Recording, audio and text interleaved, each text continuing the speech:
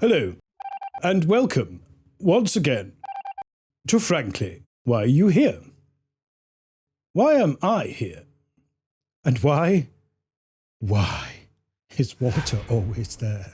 Today I'm going to talk to you about the horrendous and diabolical and burgeoning trade known as surrogacy.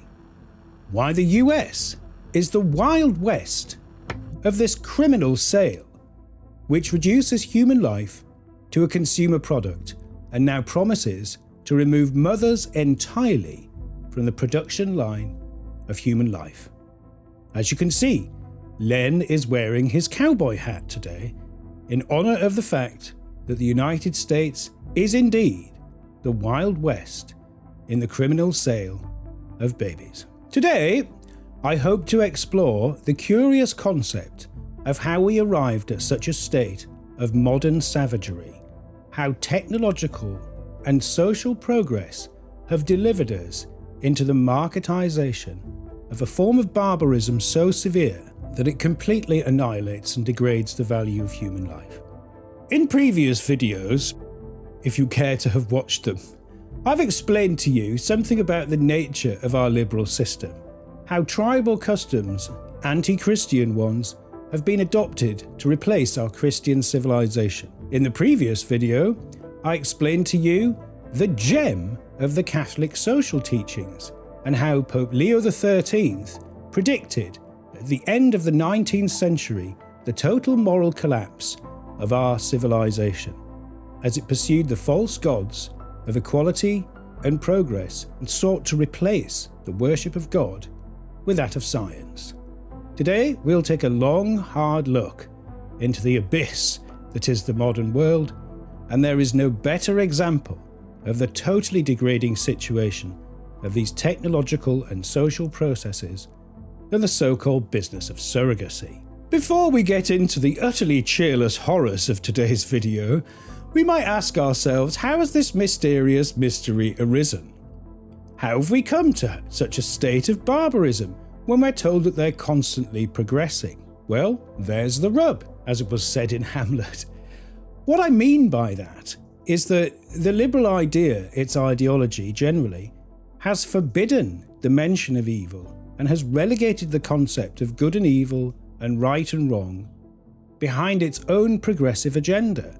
So now it's no longer even really permissible to talk about a distinction between good and evil. This is how we've managed to descend into savagery by legal permissioning, monetization, and the wholesale replacement of the value of human life with price.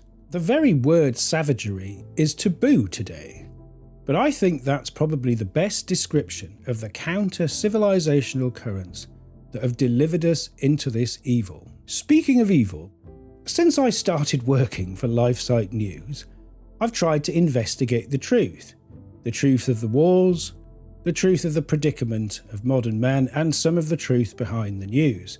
This has meant that I've been staring into the abyss on the daily for a very long time. And for this reason, I've started to console myself with some artistic pursuits, such as this.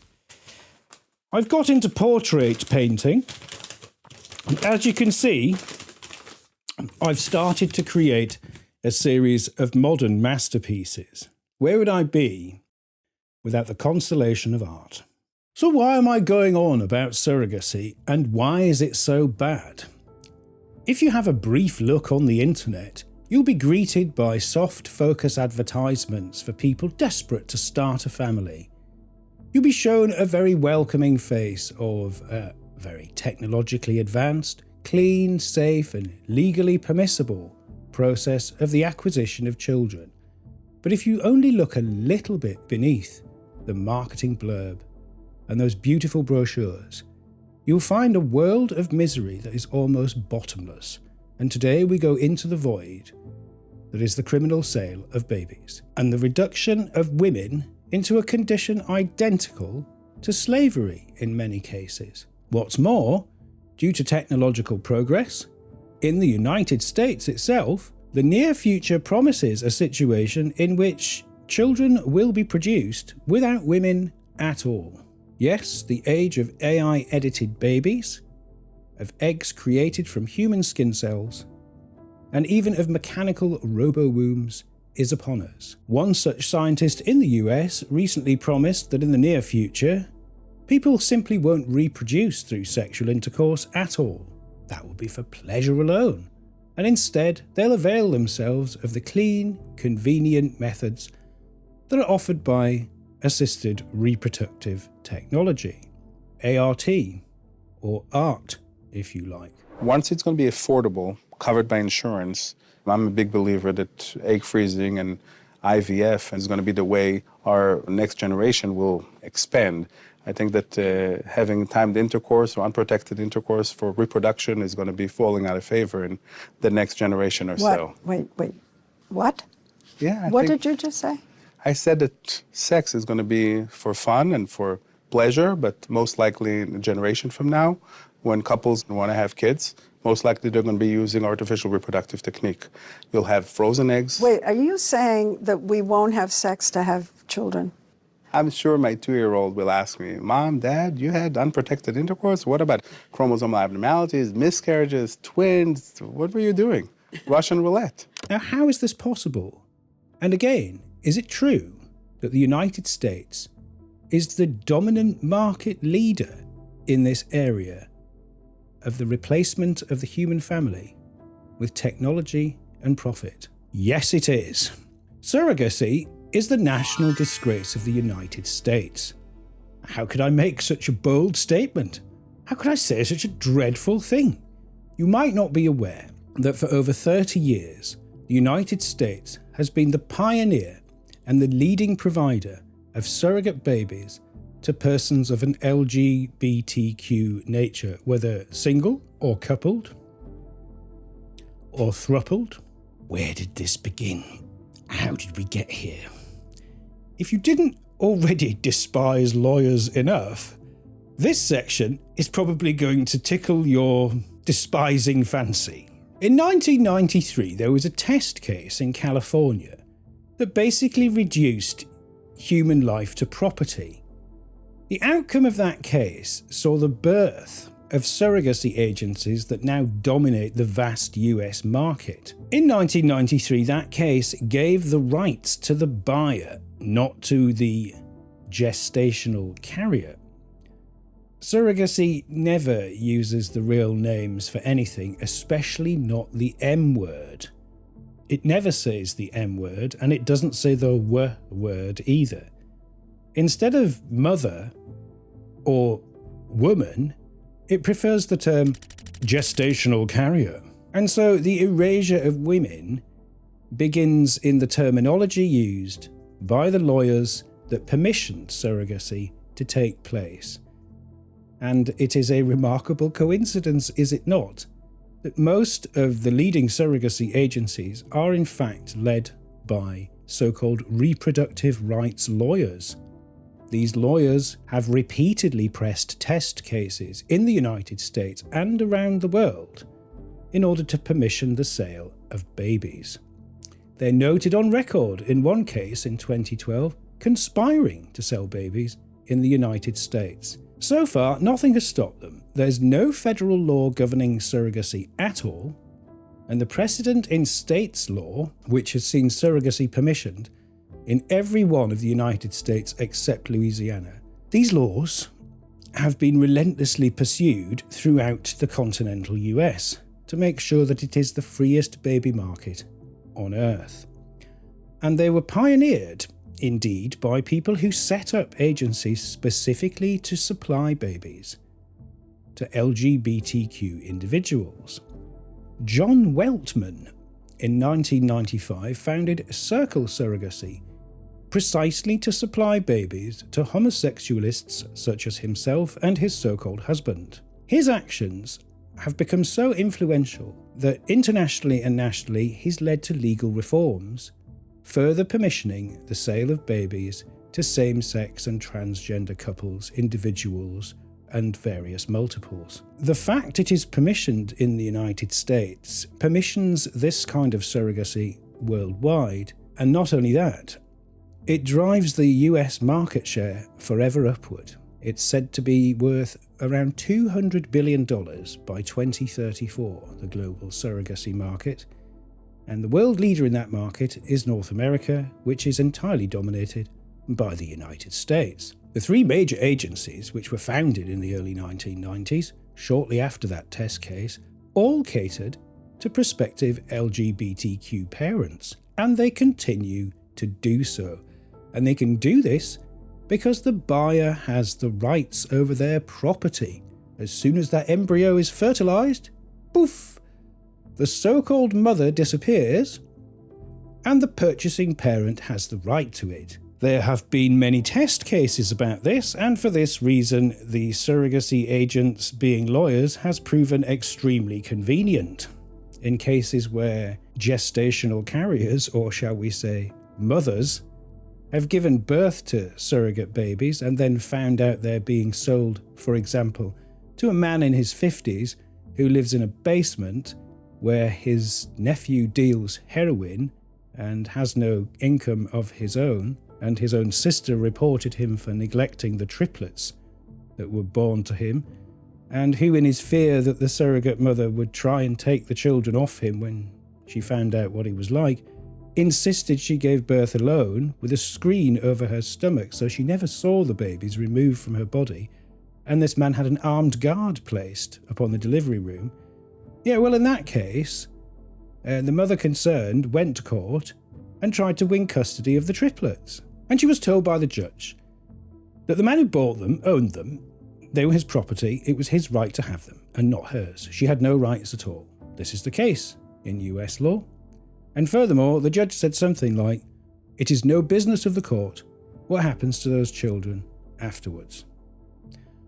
The reduction of human life to property was established in a legal precedent over 30 years ago in the United States. How can one nation under God tolerate this condition?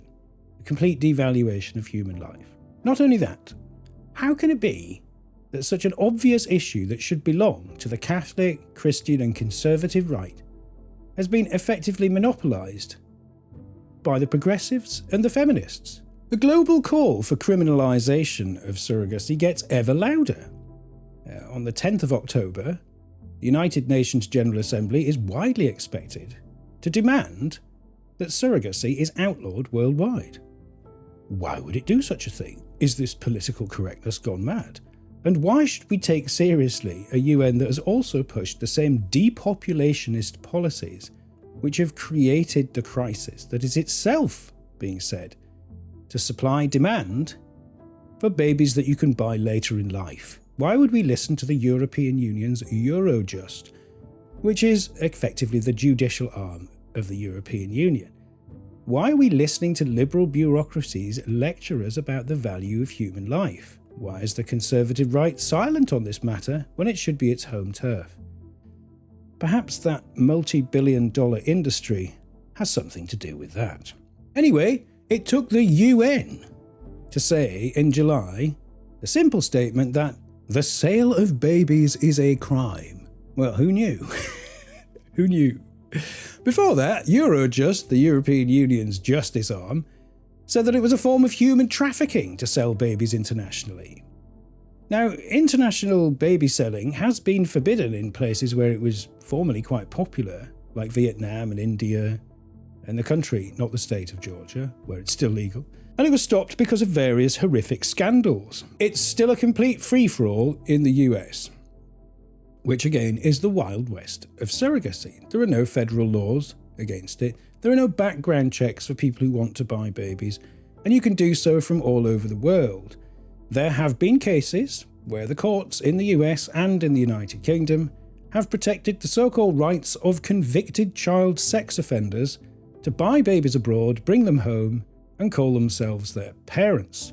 There is literally nothing that is done to ensure the suitability of prospective parents. All that matters is that they can pay. This is entirely transactional, and it reduces human life to a consumer product. And the United States is set to be the dominant market over the next 10 years. Again, this has been permissioned for 30 years in the United States by activist lawyers who at the same time run the companies that organise the sale of babies. How did this happen? John Weltman, who founded Circle Surrogacy, said in around 2015 in an interview that when he was trying to find someone to sell him and his so-called husband a baby, he couldn't, because women were disinclined to sell babies to homosexualists. Why would women be disinclined to sell babies to homosexualist men? I think it's time for the jingle. This is a mysterious mystery that can never be solved. Mysterious mysteries that can never be solved. Life is full of mysteries.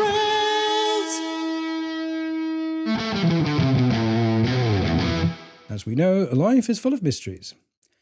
Fast forward to 10 years later, in 2015, and Mr. Weltman very happily announced that now 80% of women were quite happy to sell their babies to men like him. How did this happen? Again, sadly, it is our political enemy, the United Nations and its progressive friends, who have arrived at the fact that women are in fact pressured into acts of solidarity with the LGBTQ community in order to sell their babies to them. That was the finding of the UN Special Rapporteur in July 2025. And that's far from the worst of it. The tales in that report, which are absolutely horrendous, include women being forced into a form of slavery, women being trafficked, children being trafficked, women having forced injections of hormones, women giving birth to babies in handcuffs. This has taken place worldwide, and if you think it doesn't happen in the United States, there's 2 concurrent FBI investigations going on right now into 2 separate child trafficking rings operating in the US under the guise of surrogacy. I discovered one of them, and by looking at an interview with a former surrogate mother who basically discovered it herself. She found, when she looked up the purchasing parent, that's to say, when she looked up the woman who was buying her baby, she found that this woman had been pictured with around at least a dozen other babies in the space of a year. This she found suspicious. She reported it to the police, and the FBI proceeded to investigate.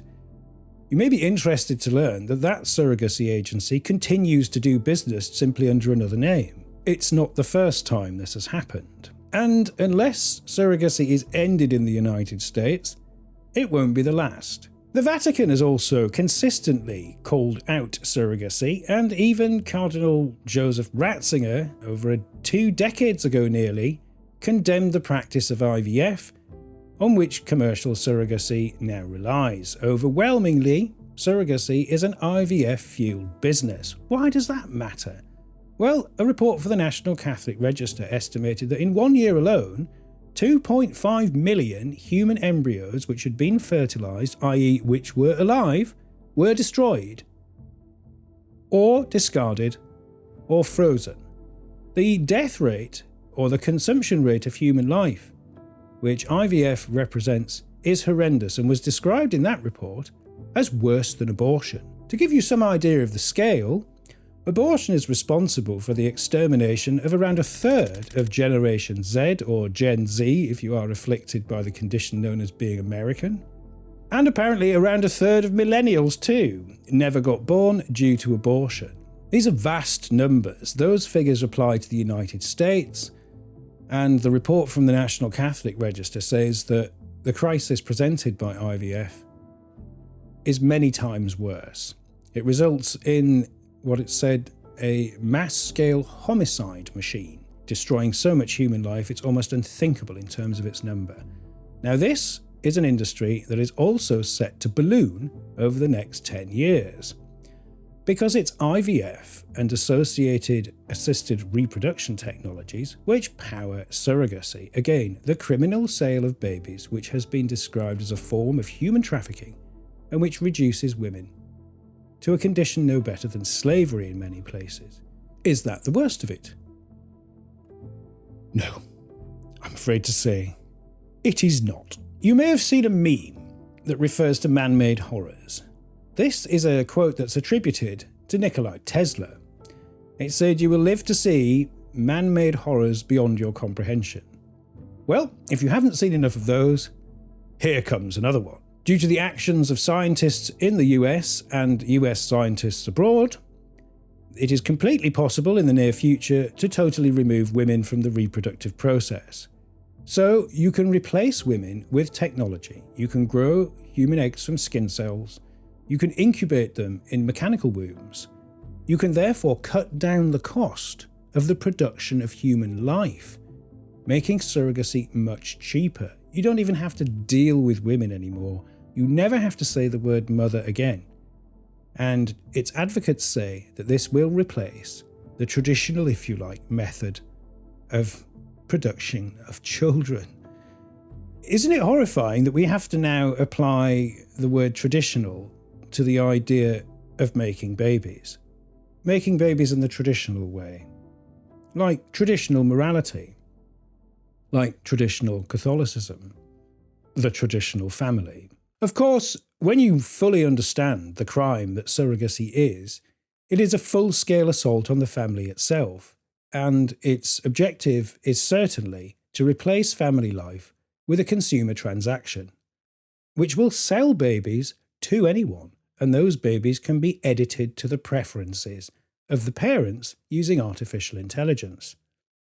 Man-made horrors, indeed. You may be interested to learn that as far back as 2015, a feminist called Kathleen Sloan published an article in which she called for people of profound differences politically to unite against this grave evil. Why should we listen to a feminist? Well, I have to say she was right. Not only was she right that there are issues that should go beyond politics, this one genuinely has. There are people across the political spectrum who can recognise that this is not a matter of left and right, but one of right and wrong. In fact, it's a matter of good and evil, and surrogacy is indeed evil. It is evil in its every aspect, and we can all agree about that, which should give you some hope for the world that you live in. That lefties, liberals, feminists, atheists, Christians, Catholics, the Vatican, the United Nations, the European Union, some factions not noted for their allegiance to the principle of the value of human life are all outraged. The last remaining bulwark of surrogacy in the so-called civilized world is the United States, and its example in freely supplying children to the rainbow people is being used to permission the liberalisation of laws in places like Canada, the United Kingdom and Australia, which nominally forbid surrogacy but really permit you to go anywhere in the world to buy children. As we know, surrogacy uses the egregious euphemism gestational carrier to erase women completely. That's nice. It also uses other egregious euphemisms, such as social infertility. Social infertility is said to be a barrier to people's human right to enjoy a family. Social infertility is invoked in Australia and in the United Kingdom and in Canada as an unjust barrier to people who want to have children but can't. Now, this sounds like most of the appeals of the highly sophisticated marketing operation of surrogacy, a reasonable thing to ask.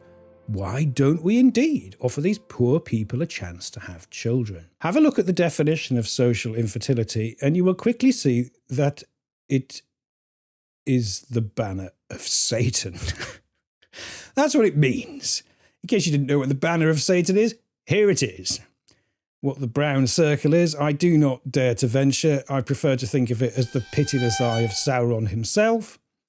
But yes, social infertility is basically saying, let's sell babies to LGBTQ single men, women, thruples. Which brings us neatly to the mysterious mystery of the slippery slope. We have mentioned the slippery slope before, have we not? I think we have a meme about that, don't we, Walter? Yes.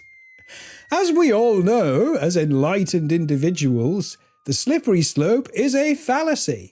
It's not true that if you permission one moral evil, it will necessarily lead to others in a predictable domino effect.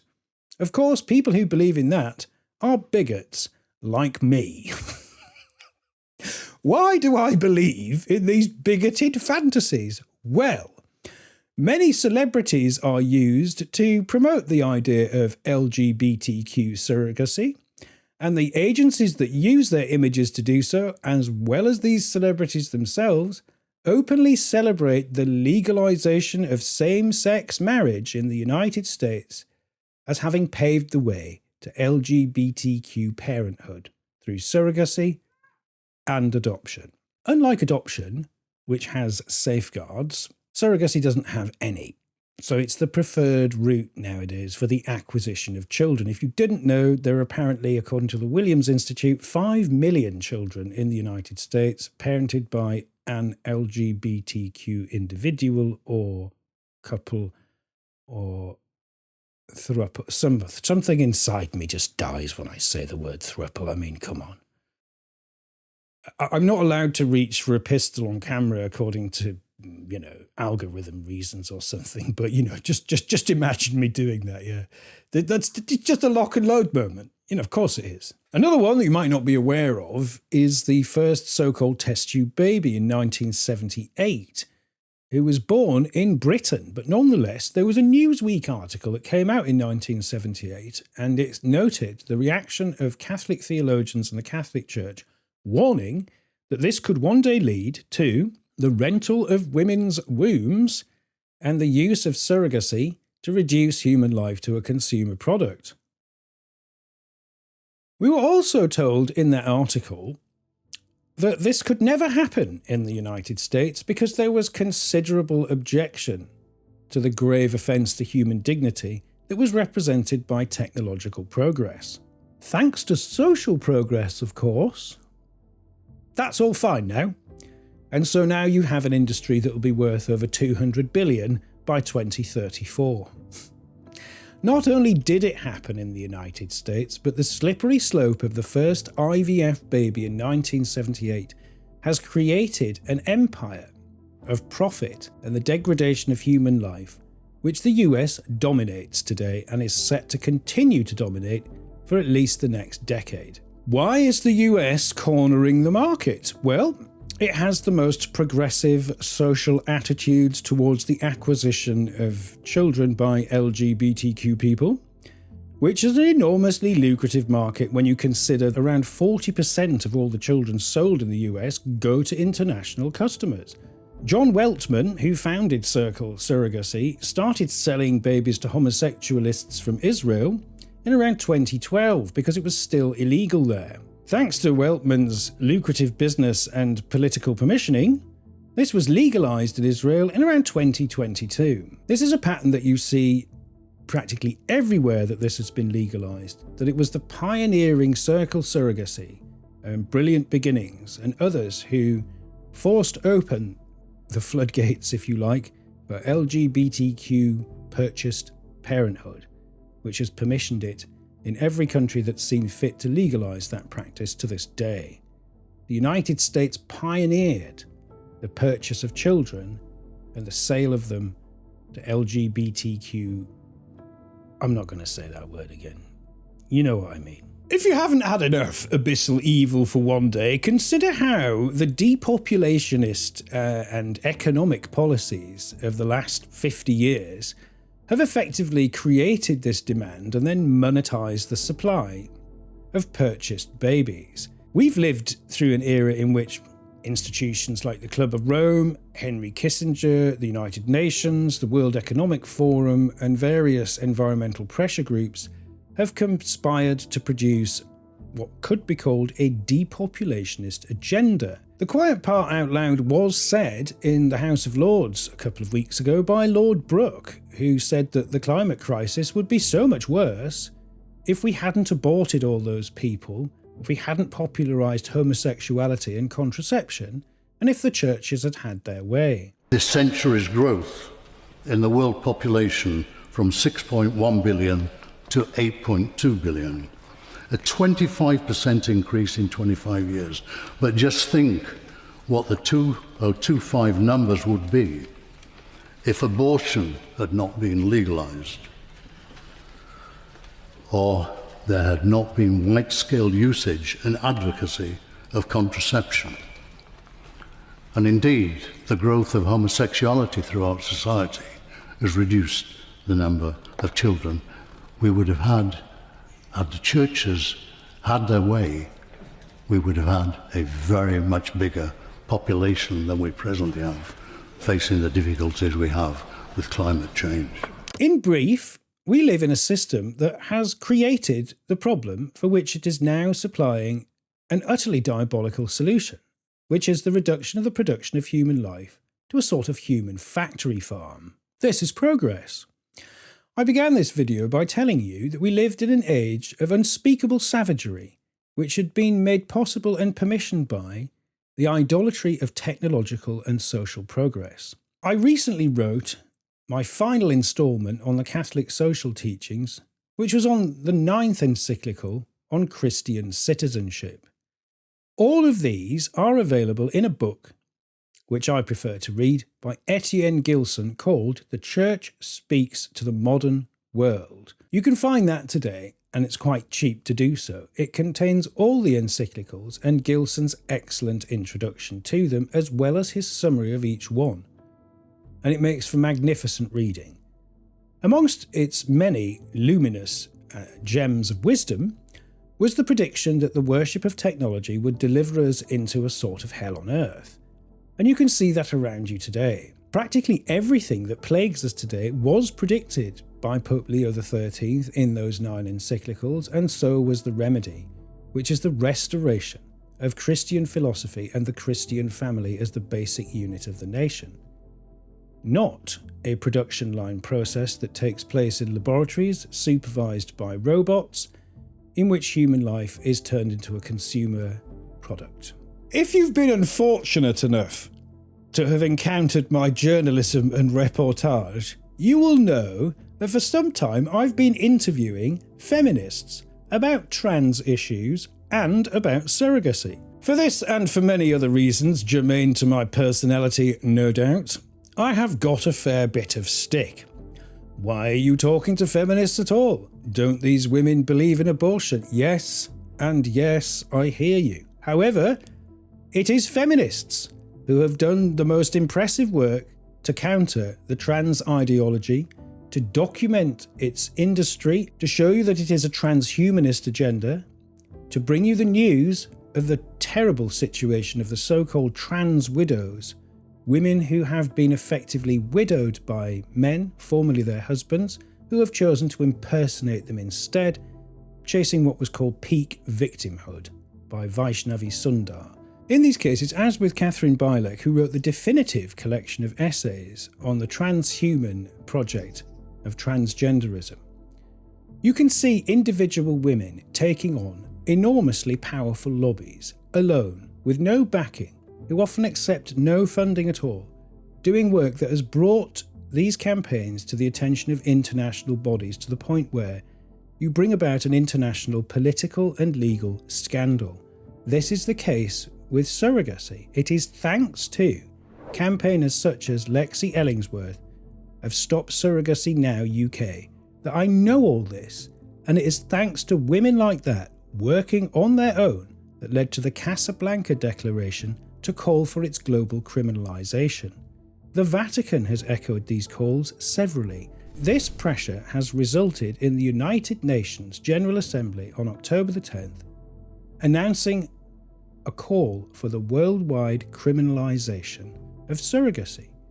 Again, isn't it a disgrace to us all that it takes liberal bureaucracies to say the sale of babies is a crime? The degradation of women and mothers is intolerable. That human trafficking is wrong. This is the national disgrace of America. America leads the world in pioneering technology that will replace the family with a robotic consumer transaction. It leads the world and has led the world for 3 decades in the sale of babies to LGBTQ individuals. It is the market leader in the market of human life. If America doesn't realise this, it will be America's international disgrace, because one of the reasons why the US market promises to be so lucrative is that nations around the world are recognising this grave moral evil and have banned it already, such as France or Italy, mainly Spain. Also, places like India, Vietnam, and the country of Georgia will no longer tolerate the sale of babies to international shoppers, because Western customers had visited those places and Ukraine to get themselves a bargain, regardless of the terrible conditions that the women who carry those babies are kept in. The sale of human life is a crime. It is permissioned by US law, which recognises a fertilised embryo, that's to say from the point of life and ensoulment, as property. From that flows the immense evil of a trade whose horror stories are simply inexhaustible. Recently, a YouTube couple, pair of men, homosexualists, bought a baby and advertised the fact on their Instagram. One of them has a long history of making pro-paedophilia remarks. Nothing to see here. In Spain, one of the largest agencies supplying babies for sale turned out to have been run by a convicted child sex offender. And what is worse, one of the children against whom he had committed these offences in around 2007 went on to work for him at an agency that was discovered to have been supplying children to people like himself, which has now been shut down. Abortion on demand is also a feature of surrogacy agreements, where the woman carrying the baby has no right to say no if the purchasers simply lose interest, if it's a girl, if they have birth defects, or if they just choose not to pick them up, which has also happened. And it was this case that led to the banning of international surrogacy in India, where a purchasing parent or parents, I forget which, simply elected not to turn up and couldn't be bothered. Astonishingly, I have a wife. Aside from the fact that that is remarkable in itself, my wife could tell you honestly that for several years now, I've been working very hard to train my brain to translate everything she says into a pleasing warble of birdsong. This is in fact true. You may also like to know that I've only grown this preposterous moustache because she hates it. I now find it extremely difficult to listen to any woman for any reason at all, because I have successfully trained my brain to translate their voices into a melodic warble. This has relieved me of the burden of having to listen to them, of course. I may be one of the most accomplished bigots on the face of the earth, and have in fact pioneered a new technique in masculine bigotry. Nevertheless, I have interviewed many feminists upon this subject and that of the Tranningtons, showing that it has been women's voices that have been most effective in bringing these evils to public awareness. It is my belief that the more people understand how gravely evil surrogacy is, they'll realise that this is something that we simply cannot permit to go on. I won't bore you or horrify you with the endless horror stories that have been churned out of this 30-year campaign in the United States to absolutely degrade human life to a product of convenience and something to be shopped for on the basis of personal preference. Instead, I would ask you to remember that right now there is a growing movement to call for an end to this most criminal of trades. You might be interested to know that 40 years ago, a movement calling itself the Moral Majority mobilised 2 million votes for the Republican Party to deliver them into power. The purpose of this moral majority was to restore Christian values to United States society and politics. Today, a new moral majority has arisen, almost entirely outside the Republican Party and largely composed of people it would see as its political adversaries. Yet this moral majority does include Catholics, does include Christians, and does include voices from the right, such as Elizabeth Yore and Katie Faust and others. And this shows that there is an enormous consensus across the whole spectrum of people who are aware of this issue that surrogacy is a crime that must be stopped now. This is the new moral majority that has arisen.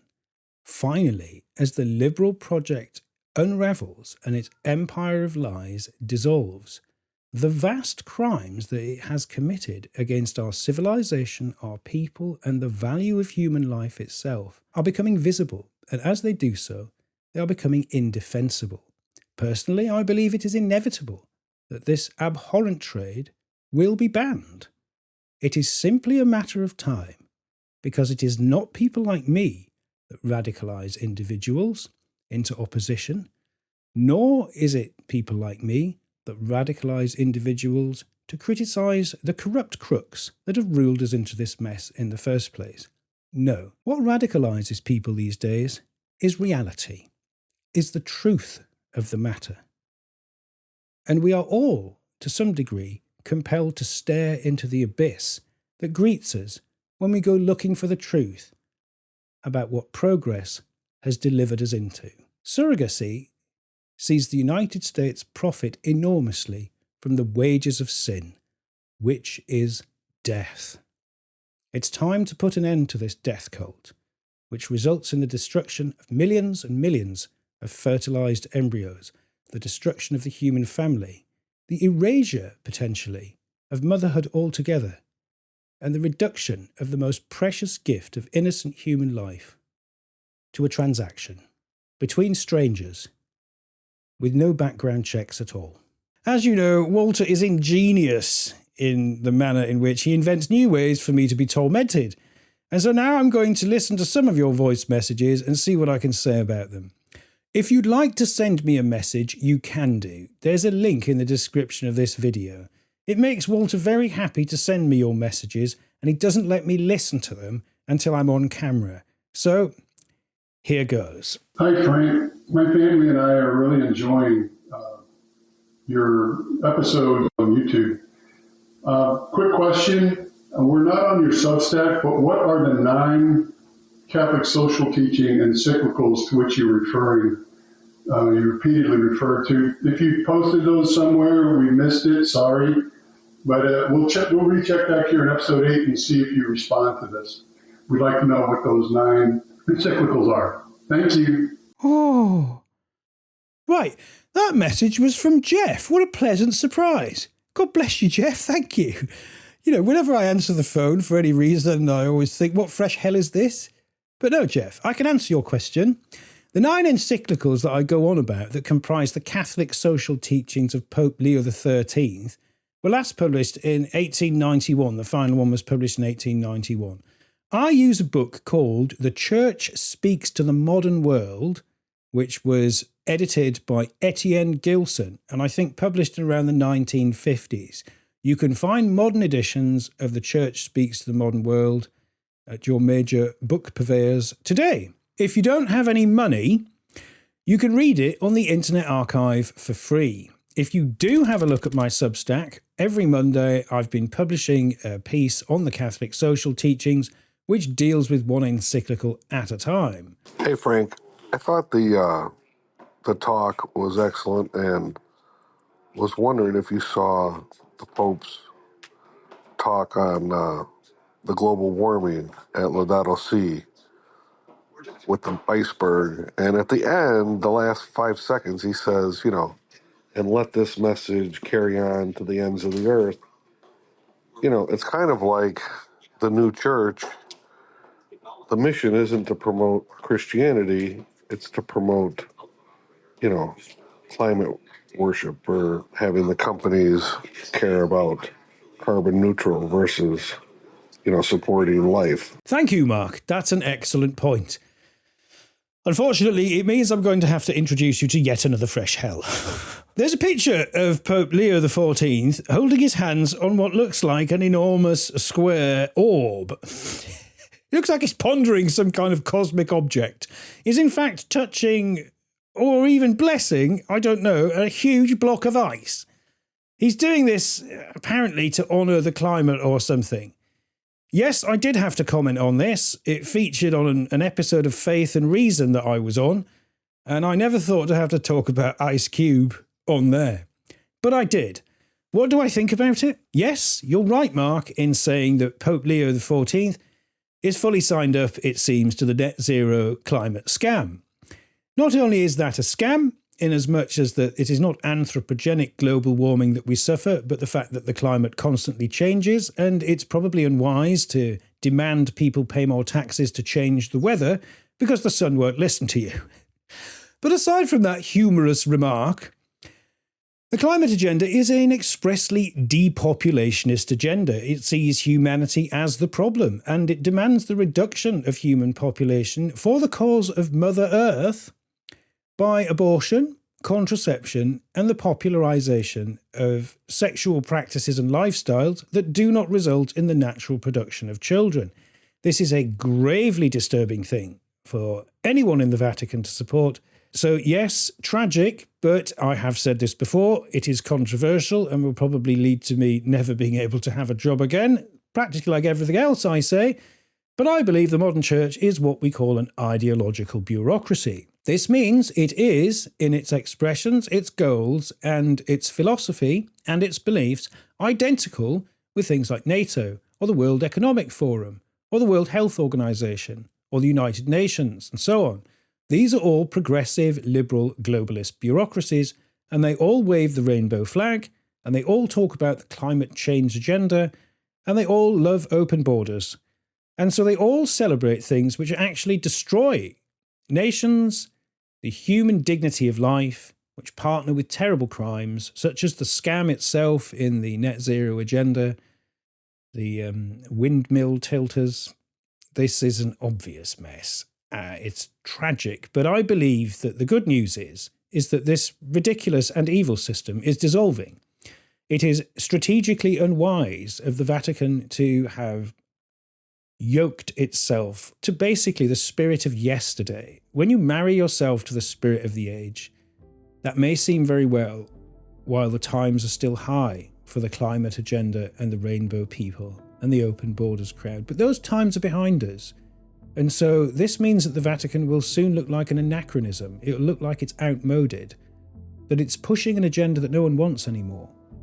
And I think that that means that it will obviously have to change course. Look, in all seriousness, Mark, when I first saw that, I thought it was a joke, right? I mean, but I forgot my ruling principle now, which is you can't look at things and say, this can't be real. Instead, you've got to look at things and ask, is this crazy enough to be real? And yes, it is. Brilliant stuff, Frank. Keep up the good work.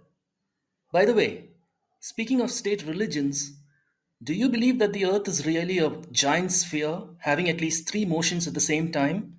That is, rotating at about 1040 miles per hour on its axis, while also revolving not only around the Sun at about 66,600 miles per hour, but also revolving with the entire solar system around the Milky Way galaxy at about 514,000 miles per hour?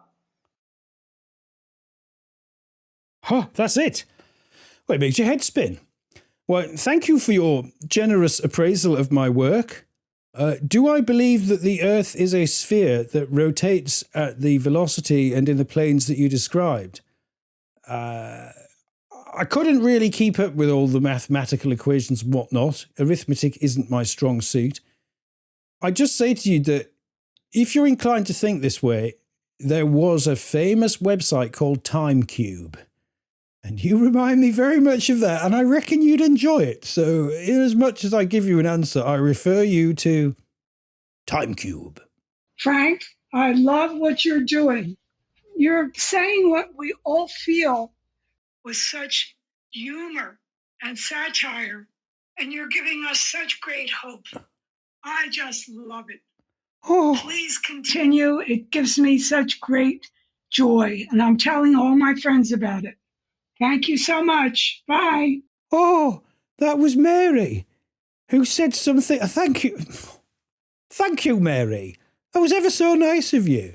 You know, I do try. And to be perfectly honest with you, I didn't want to do this. And there are times when I think I should stop doing it because I despise the internet for its transmission of overwhelmingly evil ideas into people's minds and for being what I would refer to as Satan's window itself. And so I had strong reservations about appearing on it. And I thought, well, in the absence of any evidence that it does any good, I won't. So I regret to say that your very encouraging message is one of a few that I've received that have caused me to decide to continue to do these videos. So thanks to you, Mary, and people like you, my career as a micro-celebrity is set to continue. It's not that I think the medium is essentially evil, it's that it has been used for evil so overwhelmingly. And I think that it's largely a waste of time to listen to people on the internet, and a lot of them are quite dishonest, and they're there to make money out of you and to get clicks out of you and to outrage you and not give you any practical solutions to your life. They simply upset you, and they contribute to the stew of insanity that is destroying the fabric of our nations. My advice to you all is to stay sane, seek the grace of God, and if you look for a spot of wisdom, you might look nowhere better than in the Catholic social teachings of Pope Leo XIII. Or indeed, the next brilliant book that I'm going to go on about, which is Pascendi Dominici Gregis, or the Catechism on Modernism, by Pope St. Pius X himself. All this horror, this descent into savagery that's been permissioned by the worship of technological and social progress, this was all predicted by the Church over 100 years ago. And in predicting it, they prescribed the remedies for us. There is a way out. There is a light at the end of this ever so dark tunnel, and I'm convinced that this grave evil will be put to an end, and that many others will follow in its wake, because it is simply impossible these days to govern populations by the rule of media against the compelling evidence presented by the reality that that evil empire has created all around them. God bless you all. Do not despair. And do try to remain sane.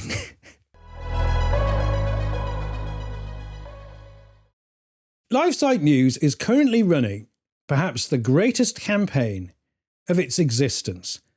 It is joining its considerable voice to stop surrogacy worldwide now, calling for a global criminal ban on surrogacy, following the calls made by the Vatican, the European Union, the United Nations, and the moves by nations such as France and Italy and Spain, and in some cases Germany, India, Vietnam and Georgia. The growing consensus against the crime of selling babies and the deplorable degradation of the women who are paid to produce them, for now, demands an end to this grave moral evil. We at LifeSite News are doing our utmost to contact leading US politicians, conservative influencers, and anyone with a voice across the world who can add their name to the campaign to end the criminal trade in human life that promises to reduce the production of babies to a form of human factory farming in the United States. This is the national disgrace of America. Help us put a stop to the criminal trade that calls itself surrogacy, and end the obscene degradation of human life. Together, we can win.